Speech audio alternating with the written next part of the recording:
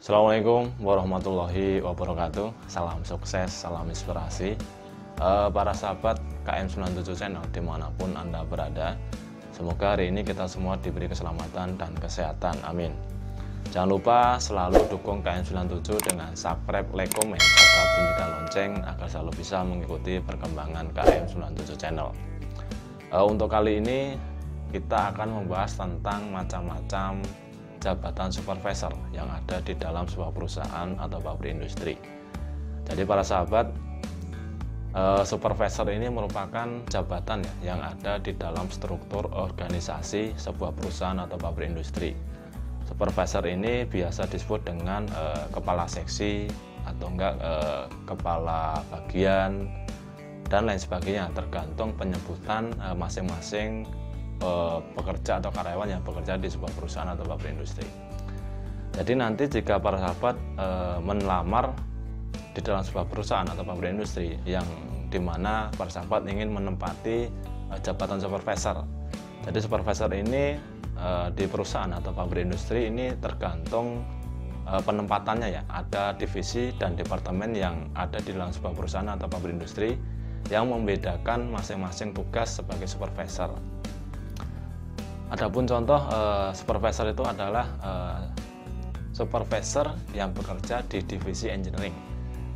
Ini berarti bahwa pekerja atau karyawan tersebut menjabat sebagai seorang supervisor yang bekerja di divisi engineering. Adapun tugas dan tanggung jawabnya tentunya mengatur ya, mengkoordinasi anak buahnya yang berhubungan dengan perbaikan maupun maintenance terhadap mesin produksi. Karena engineering ini adalah divisi atau departemen yang berhubungan dengan teknik atau skill maupun kemampuan yang berhubungan dengan teknik.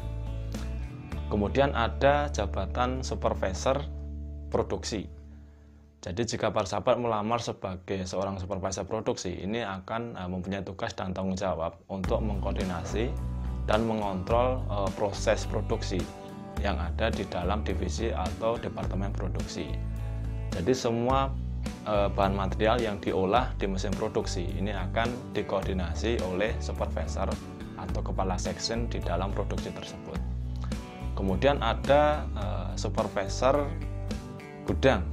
Jadi supervisor atau kepala seksi yang ada di gudang ini tentunya mempunyai tugas dan tanggung jawab untuk mengontrol dan mengkoordinasi semua aktivitas yang ada di dalam gudang.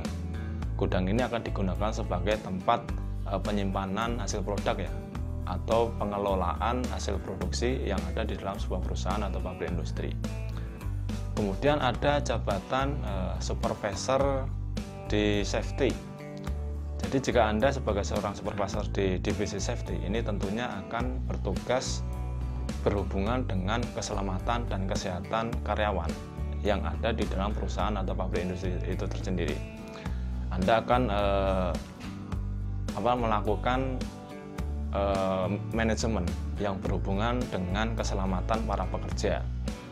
Kemudian ada contoh supervisor yang ditempatkan di departemen atau di divisi PPIC. Jadi supervisor PPIC ini tentunya mempunyai tugas dan tanggung jawab untuk mengkoordinasi semua aktivitas yang ada di dalam divisi PPIC yang berhubungan dengan pengadaan ya, atau pengelolaan bahan baku atau material yang akan diproses ke mesin produksi. Baik para sahabat, demikian tadi beberapa contoh tugas dan tanggung jawab ya, atau macam-macam supervisor yang ada di dalam sebuah perusahaan atau pabrik industri. Semoga membantu, semoga bermanfaat. Sekian, terima kasih. Assalamualaikum warahmatullahi wabarakatuh.